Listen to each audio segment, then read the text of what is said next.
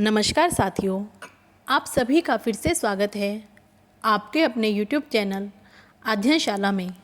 साथियों, हिंदू पंचांग का तीसरा महीना यानी ज्येष्ठ माह आरंभ हो चुका है, जो कि 13 मई से आरंभ हुआ था और 11 जून को पूर्णिमा के साथ समाप्त हो जाएगा। इस महीने के आखिरी दिन पूर्णिमा तिथि के साथ ज्येष्ठा नक्षत्र का संयोग बनता है, इसलिए इस महीने को ज्येष्ठ कहा जाता है। साथियों, प्राचीन काल गणना के अनुसार इस महीने के दिन बहुत बड़े होते हैं, इसीलिए इस महीने को अन्य महीनों से बड़ा माना गया है।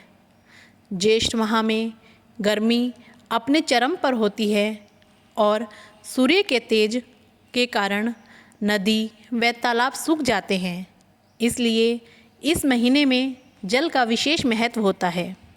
धार्मिक मान्यताओं के अनुसार ज्येष्ठ महीने में हनुमान जी, सूर्यदेव और वरुण देव की विशेष रूप से उपासना की जाती है। साथियों, वरुण देव जल के देवता है, सूर्यदेव अग्नि के और हनुमान जी कलयुग के देवता माने जाते हैं। ज्योतिष शास्त्र में भी ज्येष्ठ माह को बहुत ही महत्वपूर्ण माना गया है। इस महीने में पूजा पाठ, दान, धर्म करने से कई प्रकार के ग्रह दोषों से मुक्ति प्राप्त होती है। साथ ही साथ इस महीने में निर्जला एकादशी और गंगा दशहरा जैसे महत्वपूर्ण व्रत और त्यौहार भी आते हैं। धार्मिक मान्यता के अनुसार ज्येष्ठ माह में ही हनुमान जी और श्री राम जी की मुलाकात हुई थी, इसलिए इस महीने में मंगलवार के व्रत रखने से साधक को विशेष रूप से लाभ प्राप्त होते हैं। साथ ही बजरंगबली की विशेष पूजा अर्चना करने से कई प्रकार के कष्टों का भी नाश होता है। साथियों, ग्रंथों के अनुसार ज्येष्ठ महीने में दिन में सोना नहीं चाहिए। ऐसा करने वाले व्यक्ति को तमाम तरह के रोग घेर लेते हैं।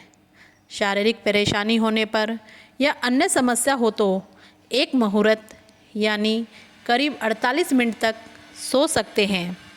साथियों, ज्येष्ठ के महीने में मसालेदार चीज़ों का सेवन नहीं करना चाहिए और हो सके तो दिन में एक ही बार भोजन करने का प्रयास करना चाहिए।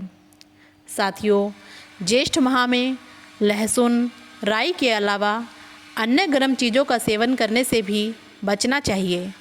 इस माह में बैंगन का सेवन करना नहीं चाहिए, क्योंकि माना जाता है कि बैंगन का सेवन करना संतान के लिए शुभ नहीं होता है।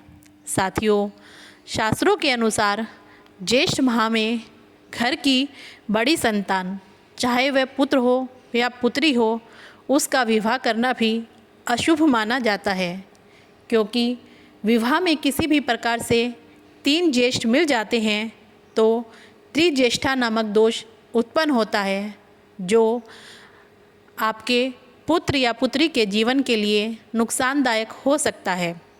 साथियों, ज्येष्ठ माह में सबसे ज़्यादा गर्मी पड़ती है, इसलिए इस महीने में जल दान का पुण्य बहुत अधिक माना गया है।